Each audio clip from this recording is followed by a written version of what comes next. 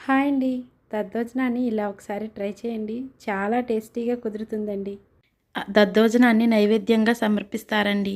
చాలా సింపుల్‌గా చేసుకోవచ్చు ఈ నైవేద్యాన్ని. సాయంత్రం వరకు ఉన్నా కూడా ఈ ప్రసాదం అనేది చిక్కపడకుండా పల్చగా చాలా టేస్టీగా కుదురుతుంది. కడుపుకు కూడా హాయిగా ఉంటుందండి. ఓసారి ఈ విధానంలో ట్రై చేయండి. ఒక కుక్కర్‌లో 1 కప్పు వరకు రైస్‌ని శుభ్రంగా కడుక్కోండి. ఆ రైస్‌కి తగ్గట్టు 2.5 కప్పులు వాటర్ వేసుకోండి. కుక్కర్ మూత పెట్టి 3 విజిల్స్ వచ్చే వరకు ఉంచుకోండి. 3 విజిల్స్ రావాలండి. 3 విజిల్స్ వరకు వచ్చిన తర్వాత మూత తీసి చూసుకోండి. చల్లారిన తర్వాత రైస్ అంతటిని గరిటెతో వేడిగా ఉన్నప్పుడే మెత్తగా స్మాష్‌లా చేసుకోండి. మరీ మెత్తగా కాకుండా నార్మల్‌గా. అన్నం అంతా బాగా ఇదవ్వాలండి.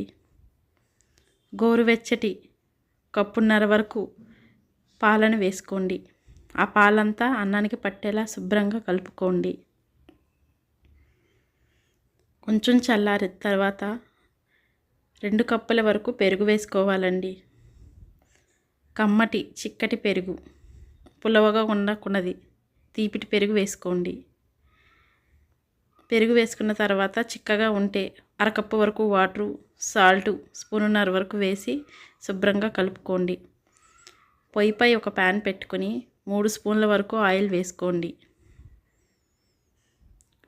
ఆయిల్ కొంచెం వేడెక్కిన తర్వాత 2 స్పూన్ల వరకు శనగపప్పు, 1 స్పూన్ వరకు ఆవాలు, 1 స్పూన్ వరకు మినప్పప్పు, 1 స్పూన్ వరకు మిరియాలు, 1/2 స్పూన్ వరకు జీలకర్ర ఇవన్నీ బాగా వేగాలండి. పప్పంతా బాగా వేగితే కమ్మగా ఉంటుంది పోపు.